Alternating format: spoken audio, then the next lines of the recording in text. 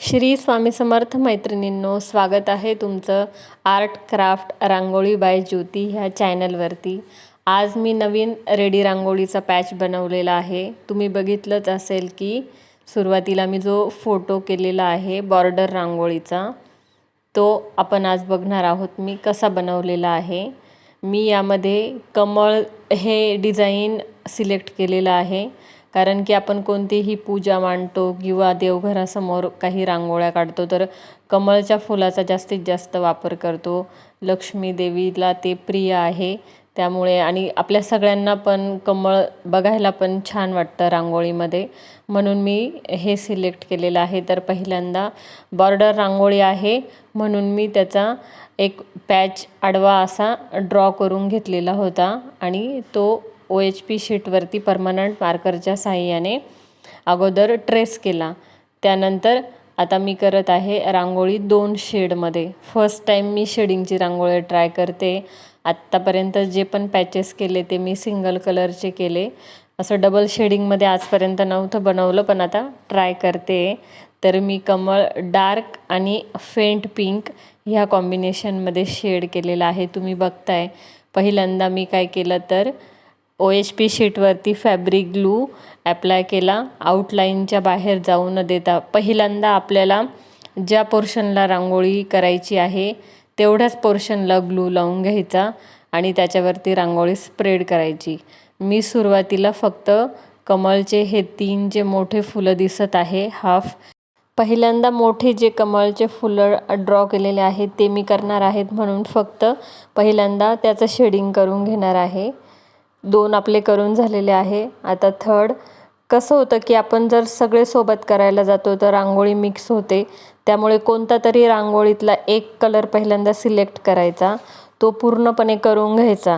आता इथे मी फ्लॉवर करून घेते पहिल्यांदा आणि नंतर आपण तो ग्रीन कलर करणार आहोत। जर दोघंही कलर सोबत केले तर रांगोळी ओली असते आणि मग एकमेकांमध्ये रांगोळी मिक्स होण्याचे चान्सेस जास्त असतात। त्यामुळे कोणतीही रांगोळीचा पॅच करत असाल तर कोणता तरी एक पोर्शन पहिल्यांदा सिलेक्ट करायचा, त्याच कलरची जी रांगोळी पूर्ण रांगोळीमध्ये जिथे जिथे जो कलर तो कलर आहे तोच कलर पहिल्यांदा करून घ्यायचा। आणि जेव्हा तो पहिल्यांदा केलेला कलर पूर्णपणे सुकत नाही तोपर्यंत सेकंड लेअर करायला घ्यायचा नाही, म्हणजे सेकंड कलरचा जो पण आपला रांगोळीचा पार्ट आहे तो सेकंड लेअर तर आपण पूर्ण रांगोळी सुकल्यानंतर करतो, पण रांगोळीमध्ये कलर कॉम्बिनेशन असतं, तर तसं करताना कोणता तरी एकच कलरची रांगोळी पहिल्यांदा करून घ्यायची, ती पूर्ण सुकू द्यायची आणि मग जो पण सेकंड कलर कोणता आपण करणार आहोत। म्हणून मग मी पहिल्यांदा आता ह्या छोटे छोटे कमळ पण मी साईडला 4 ड्रॉ केलेले आहे, ते पण मी यानंतर करून घेतले, कारण ह्या सगळ्या फ्लॉवरचा कलर हा आपण डार्क पिंक आणि फेंट पिंक वापरलेला आहे। त्यामुळे सगळ्यात पहिले मी सगळे फ्लॉवर करून घेते आणि ते जेव्हा आपले पूर्णपणे सुकतील त्यानंतर सेकंड लेअर। हे बघा, मी आता अर्ध्या तासानंतर हा सेकंड जो पार्ट आहे रांगोळीचा, आता ग्रीन कलरमध्ये आपण त्याचे देठ जे आहेत फुलांचे ते करतोय। हे मी अर्ध्या तासानंतर करायला घेतले, जेव्हा पिंक कलर पूर्णपणे सुकला। आणि आपण जर लगेचच केलं तर मग पिंक आणि ग्रीन कलर एकमेकांमध्ये ॲब्सॉर्ब होतात आणि कलर एकमेकांमध्ये गेल्यानंतर रांगोळीचा पूर्णपणे लुक हा बिघडतो, रांगोळी आपली छान दिसत नाही। आता बघा, मग मी जिथे जिथे आता ग्रीन कलर मला टाकायचा आहे तिथे मी ग्लू लावून घेतला आहे आणि ग्रीन कलर टाकत आहे। तुम्हाला मी बनवलेले रेडी रांगोळी पॅचेस कसे वाटतात हे मला नक्की कमेंटद्वारे सांगा, जेणेकरून मलाही समजेल की मी जे पण व्हिडिओ पोस्ट करते ते तुम्हाला आवडतात की नाही। आणि लाईक करा, शेअर करा तुमच्या मैत्रिणींना, आणि जर अजून चॅनलला सबस्क्राईब केलं नसेल तर सबस्क्राईब करा, जेणेकरून तुम्हाला अशा छान छान रांगोळ्या बघायला भेटतील।